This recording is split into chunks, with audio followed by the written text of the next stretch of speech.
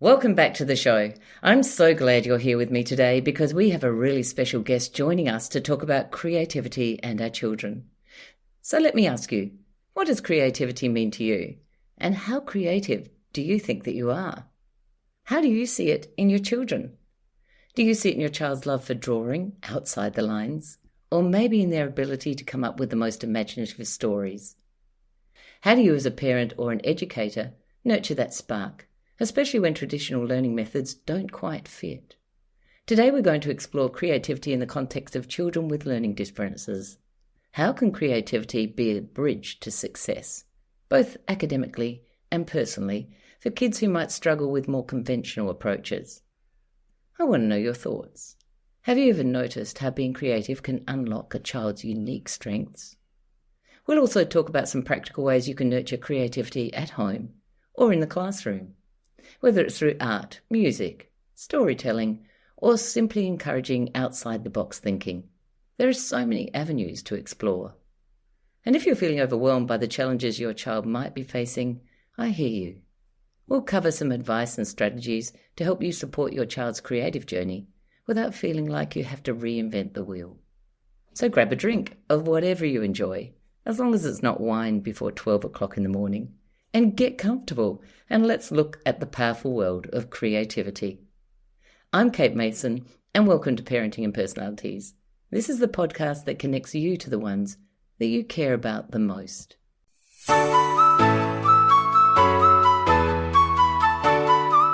My guest today is Dr. Victoria E. Waller. Dr. Waller is not just an advocate for students, but a guiding force for children grappling with reading difficulties, classroom behaviour challenges, and feelings of exclusion. Her book, Yes, Your Child Can, isn't just a resource. It's honestly a lifeline for parents, educators, and therapists. It's so easy to read and offers proven techniques to foster success in children with learning differences, highlighting their unique strengths along the way. But Dr. Waller's influence doesn't just stop there. She's the creative force behind My Disney Busy Bags for Travel on Planes and Cars, published by Disney Hyperion Books. Her design prowess extends to backpacks and toys for M&M Mars Incorporated.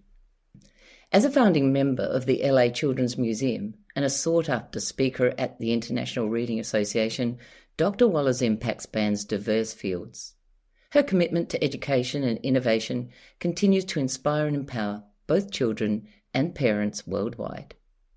Dr. Waller is passionate about supporting children who don't fit the traditional style of learning.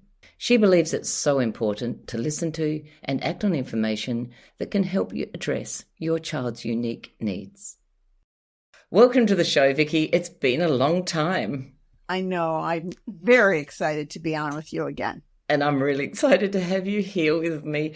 Now, listen, can you tell me about any of significant work commitments that you might have had over the last 6 months, anything special that's happened to you with any students, as well as anything fun that you might have fit in along the way? Because I know that you do so much stuff with your life and you have a really busy schedule. Well, it's very funny. Every time I get a student, I find their passions and strengths. That's what I'm all about. And I was interviewed by a young 16-year-old, and her questions were amazing. Like, what were you like as a kid? And why did you get into this? And I was, I think, 12 or 14, having little groups at the center down the block and working with kids. And I just always liked it. And I always found what the child liked. So I get this new little boy, 6 years old, adorable. And what is he into? He wants to be a hazmat worker. Now, this is a first. I've had kids who want to be all kinds of things. A hazmat worker? I said, yeah. And he said, well, that's, they're with the president. And I said, wait a minute. I know one of the Secret Service for Clinton. I don't know anything about being a hazmat worker. So I said, let's make a whole question. This child could not read or write. He dictated the questions to me, which he then could ask because he knew what he dictated. And he pretty much did a pretty good job. I called my friend and now we have Zoom. So this little 6-year-old interviewed Mike, who said, yes, I was Secret Service for Clinton. And I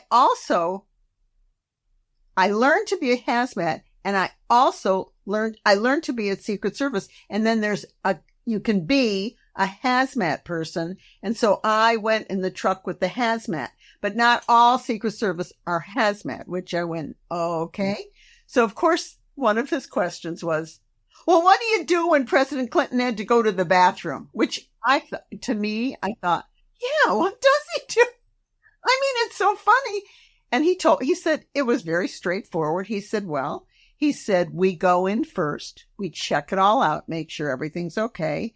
We go outside and then he goes in. And the little boy turns around, looks into the camera and he says, and you listen to him going potty? But it was so funny picturing it in your mind, watching Clinton go to the bathroom. And the mother found hazmat suits on the internet for $3, and he had a hazmat birthday party. Honest to goodness. And the funny thing is, if you look at my Instagram at Dr. Victoria Waller, you can go through and you'll see his hazmat. All the kids in the hazmat costumes were in one of those jumping things where you get in that and but they're all wearing hazmat costumes and jumping in the jumping thing. It was, I find there hasn't been a child that doesn't have something interesting. And I don't know when people say they don't want it, this kid has learning disabilities. None of them have disabilities. And I talked to this young girl who was interviewing me and I said, I think right from the beginning, because I remember my first classroom, the kids who were smart were very smart and they could read, but the kids who couldn't read or a little offbeat all had these unusual things that they loved. And I would tap into that to teach them. It was interesting. I went to Trinity College in Dublin and I thought, my God, there's so many books. They have to have a book on learning differences. So there's a little tiny man. I said, do you have anything on learning differences? And he said, I have learning differences. He's like 60 years old. I said, you do? He said, yes. And when I was younger, I was in the No Hopers Club. I could cry because there was no hope for him. He was in the No Hopers Club. And all he loved to do was he loved to go in trucks. And every weekend, his mother took him to different places to look at trucks, to look at fire engines, all of that. He grew up. He went to this man. He went back after, I think he was like 40 or 50 at that time. The man was still being mean to children. And he went into this classroom. He says, do you remember me? And of course, the teacher said, no. And he said, I was in your No Hopers Club. He said, and I love trucks. And the guy goes, oh, yeah, I sort of remember that. Oh, what do you do now? And the man said, I handed him a card, and it said president, and he was president of the biggest trucking company in Dublin. And the man was like totally shocked. And he looked at him and he said, I loved it. And now I can go in a truck anytime I want. Brilliant. The company. Yeah. Yes. It's finding what kids are interested in. Even the teachers, if you're a teacher out there, they gave one of my third grade students, they gave them what to write about. Now, personally, I think if you ask kids, write 3 things you'd like to write about or you like to research, I'm telling you, every kid will have something they want to look at. And this kid said, the teacher gave him, I was in the classroom observing, and she gave this boy, 2nd grade boy, strawberries. Okay. Do you know? Well, I don't know anybody who would want to write about strawberries, but I don't know what I would want about strawberries. He is an expert. Are you ready? 7. Roller coasters. Why? Because his grandmother lives in Ohio at the biggest coaster park in the country. And he goes there every summer and every Christmas. So I said, you can do roller coasters. He dictated to me questions. I called up. I got him to interview the president. And again, we've got Zoom.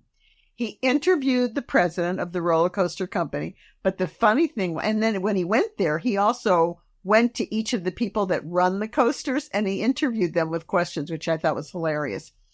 And and then he went and he said, I'd like to make a roller coaster. I said, what? What do I know?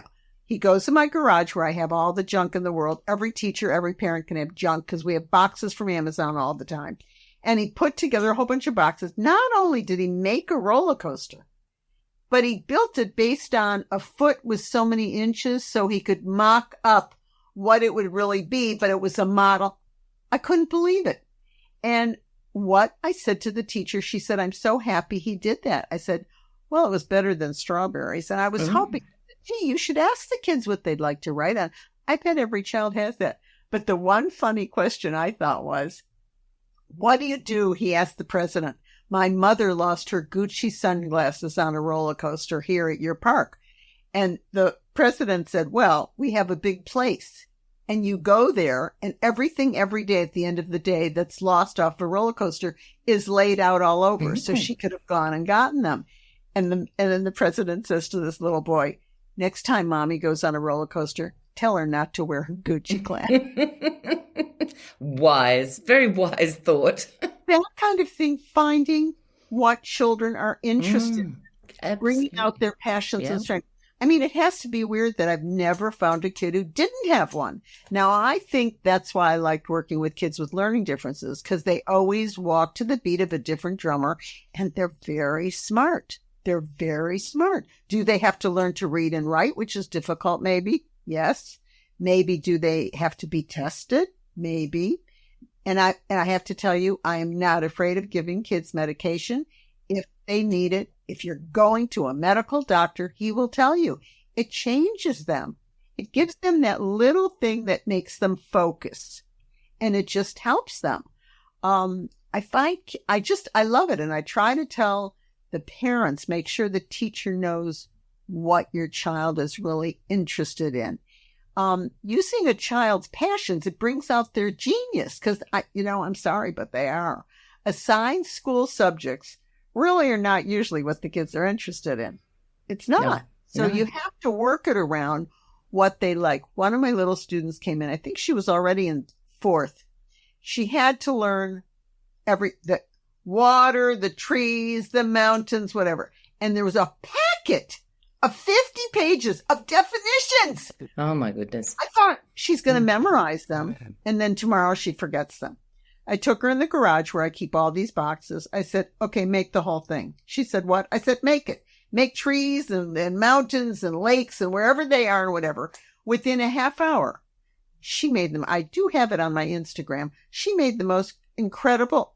And guess what she got on the test the next day? All right. Why? And she brought it into school. The teacher was blown away. I said, you could have every child bring in a box just filled with stuff. Put it on the side. Every kid gets a box or in their locker. Whatever. And when you're doing something, let them create. Just let them create. Most teachers will say, we don't have room. But they do. I went into a school here.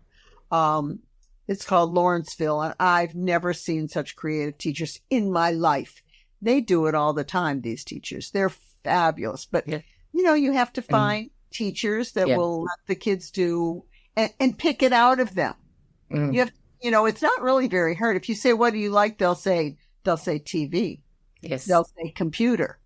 But if you really get to them, you'll find one child. I talked to him the other day. He's at NYU. And I was at this lunch, and this woman said, Dr. Waller. I had no idea who she was. I haven't seen her in 15 years. And she said, Garrett's mother. I said, oh my gosh, where is he now? He's a senior at NYU getting all A's. Of course, he's brilliant. Teacher thought he should be not in that school. He was so dumb. He came to me. I said, what do you like? And he says, oh, I really love Mattel Matchbox cars. I said, really? He says, oh, yes. And he goes to tell me about them. 2 weeks later, in the newspaper, the president of Mattel is writing what Mattel is like. And what's he talking about? As a kid, I could never pay attention in class. That's it. Wow. He has learning differences in attention. I called him up. You call him up or you email them. He emailed back. We spent a whole day at Mattel, which I have to tell you is so funny. The whole building has no words on it because they don't want anybody to go in and sneak out what car they're making the next year. Isn't that funny? It is. Nothing on this gray building. The two of them spent 2 hours talking about these little tiny cars. And I just followed them along. And it was funny. He had learning differences as a kid, and he was talking to this kid. here he was, NYU. He said, Dr. Waller, you made me realize how smart I was. Isn't that fabulous? I bet you did. I bet you did. It's just such a lovely feedback for you. And the thing is that, do you think that a lot of people are just so scared of making a mess these days? Like there's just a fear around a whole lot of cardboard boxes, as a classroom teacher even, that there are a lot of people that are just scared of mess, and they're scared of having to pack up. They like everything neat and tidy. And therefore, the creativity is just knocked straight out of the classroom or the home immediately, because, what you're talking about for a lot of people is very stressful because they hate having stuff everywhere. So it's really important for people to realize, listening to you right now, that it is really important. You can pack that stuff up. It's not out of the way. But or you have it put in, like I have it in my garage. Other people, in fact, it was funny. It was my, I don't know, I think 30th wedding anniversary. And Marshall said, oh, what are we going to do? What do you want? I said, I want to put shelving. I've seen it all across in the garage. Okay. What a lovely present. What? He was really happy. It wasn't a ring. It was yeah, that's great. I had the company came out and they made me shelves. And usually my shelves are in the background here, but it didn't show up. Yeah. I have shelves. And if you go to my Instagram, you can see them. All my books are there. And I showed the woman came, she set it up, and then I took hours to do it. I brought Marshall into the garage. I said, look. And he stood there and he looked around. He doesn't put a pencil in the right place. Okay. Mm-hmm. And he looked and he went, I know you feel that this is wonderful. I don't understand anything.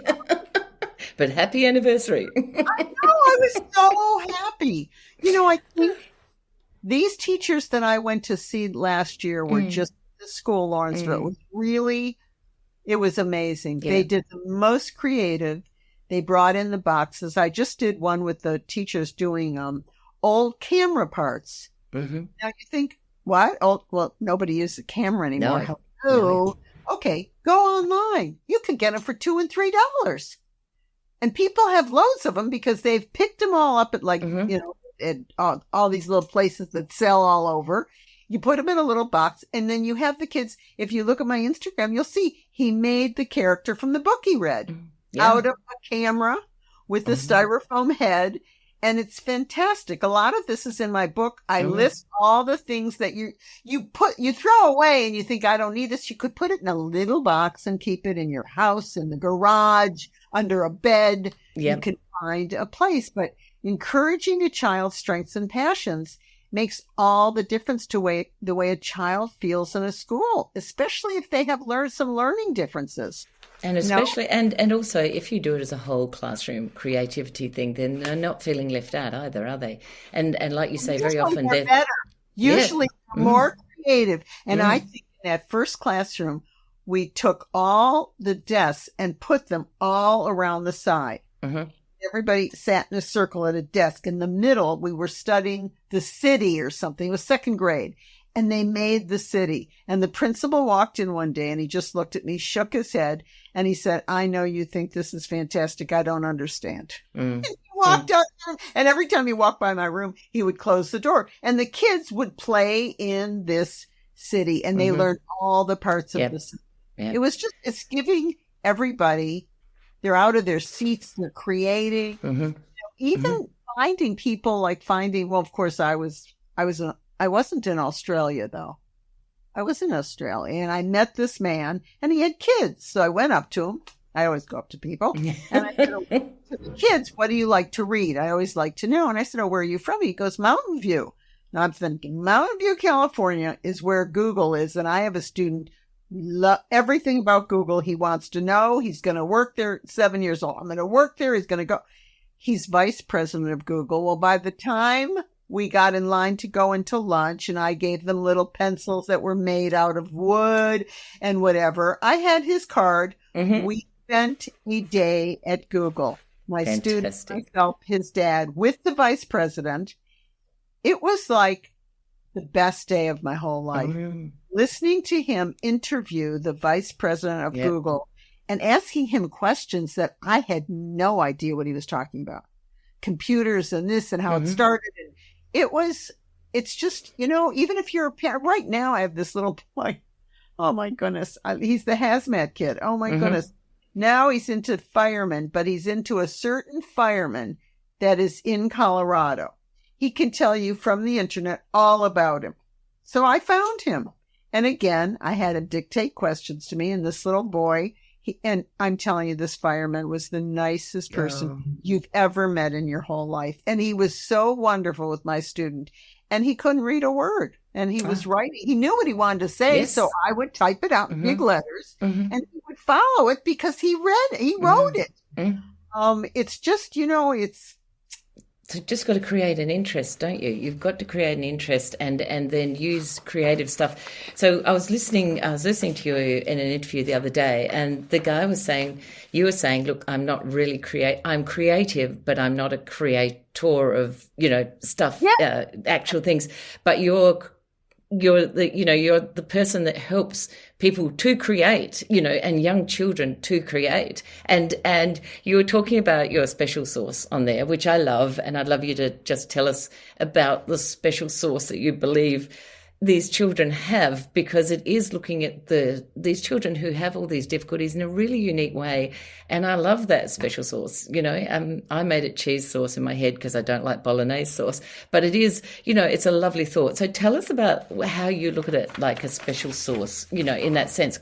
Because reading is everything from listening to a story, being read, reading a graphic novel, enjoying a joke book. Oh, yep. The Week Junior. Can you get the Week Junior? Can you get the Week Junior? No. Oh, okay. There has to be a magazine. There has to be a magazine in Australia for kids.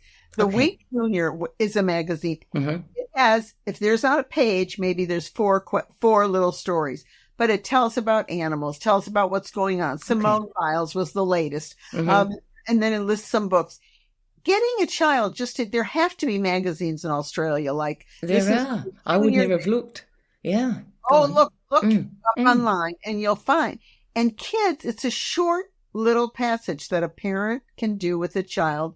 It's not sitting there for 3 hours and it's just on their interest. One little girl just wrote me, it was the cutest letter that I've ever gotten in my life.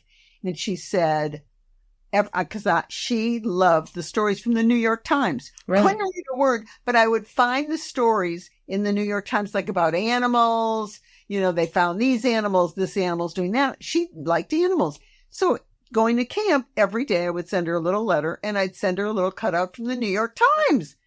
So she wrote back and she said, I have now become a teacher because I read your articles in the New York Times to all my students. I mean, like in 4th grade. And she said, everybody's interested because the stories that they find in the New York Times or any of the really interesting. I don't think I've ever found a kid who did not like interesting stories about animals. It's always interesting what they're doing with them and what's happening with them.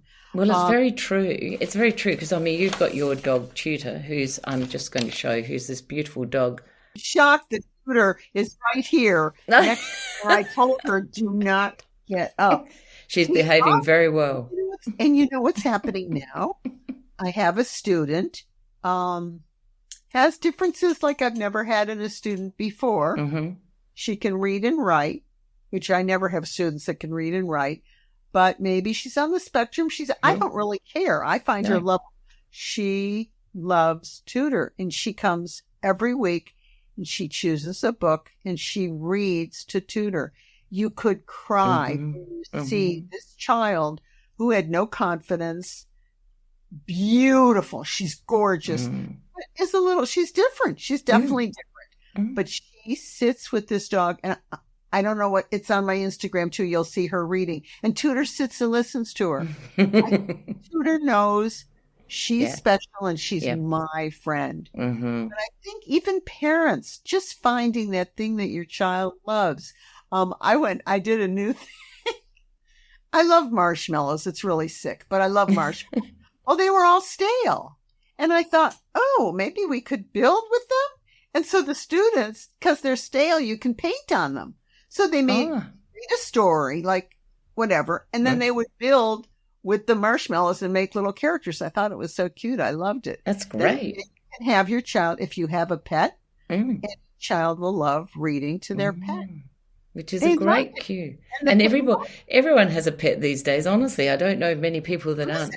You can read to a stuffy. Who cares? Yes, You know what I yeah. mean? Mm, Kids are all like that. Have them enter a contest. That's another thing I love doing. Yeah. We've spent a lot of time. One kid came back to me. I opened the door, and there's this kid who's about 6'3". He goes, Dr. Waller, it's me, Henry. And I went, well, how'd you get to be 6 feet tall? And he said, I always remember you because you always did things I loved. And he shows me from 19, it was early, whatever it was, an article in the newspaper. I had him enter a contest in the LA Times, and he won, and they put his face with his 3 little things that he wrote. And he said, my whole life, I keep it underneath the glass at my desk to remember that I won and I was in the LA Times. You know, it's finding things to just, it's making things different, even making out of, you know, like all the stuff, the computer stuff and all that, the old cameras. You know, your kid had to read a story and say, oh, let's take him out, keep him in a little box in the garage. Yeah. They love it. And it just involves them in not only reading a book, but putting something, what's the character like? Did he wear a hat? So you're teaching, but you're not teaching if you're a parent. And because this is really great too, because I mean, a lot of people become grandparents too along the way. And they're wondering what to do with these kids that come to their houses who all they want to do is sit on a computer, you know, and do something like that. You have to look up grandparentslink.com. Right. They are now using me every 2 weeks to do, and that's exactly, you'll see some of the camera things that that's for a grandparent. Brilliant. A lot of the things in my book are lists of things to do. It's funny. At the end of every chapter, the editor said, I think you should put like a summary. And I thought, oh, well, yeah. And all of a sudden I thought, I'm going to put like points. In this chapter, 10 points. So if you read my book and you're going, what can I do with my kid? Instead of reading that whole chapter, look at the 10 points at the end. It's a blue box. I thought that was the most genius thing she did. Yeah, I thought it is, because some people don't want to read a whole book either. Some people want to flick through something. And if you've got all your points sitting neatly through your book, I think that's a brilliant way of doing it. I thought it was fantastic. Yeah. And by the way, while we're talking about your book right now, hold it up for us, Vicky. Let's have a look at it. Now, I want everyone to know that this is the most brilliant book. I actually sat, and I'm not a huge reader in a sense of this stuff. I often get excited during the middle and run off and do something and never get back. I read the whole book sitting in that night. It was amazing. And I think that it's the most sensible, logical movement forward. And it's just, it's the best book to read. Absolutely. And what I want to say, Vicky, too, is this is something that you and I, you know, we're talking about getting curious and, you know, helping children with creativity. Now, Vicky has got this book and she's offered to help us. Offered it free, and it will be on the screen. It'll be on our show notes after the episode today, and so will the links to Vicky's book. And I love the grandparent thing too, Vicky. I'm afraid we're going to have to wrap up. Thank you so much. Your stories are amazing, and you have done just such an amazing job. I love being on with you. Oh, we love to meet again. We love having you. We will meet again. We definitely will. Thank you for being here today, Vicky. I loved it. Bye. Bye. Dr. Waller's passion for advocating for children with learning differences really shines through, doesn't it? Her book, Yes, Your Child Can, is a fantastic resource packed with easy-to-read techniques that highlight each child's unique strengths. It's clear that supporting children who struggle with reading and behavioural challenges is not just her job, it's her mission in life. If there's one takeaway from today's episode, it's this. Every child has their own special sauce, and it's our job as parents, educators and caregivers to recognise and celebrate that. So let's keep nurturing their creativity and find the right strategies to help them thrive. Be sure to check out Dr. Waller's work for more insights, and remember, supporting our children is a journey we're all in on together.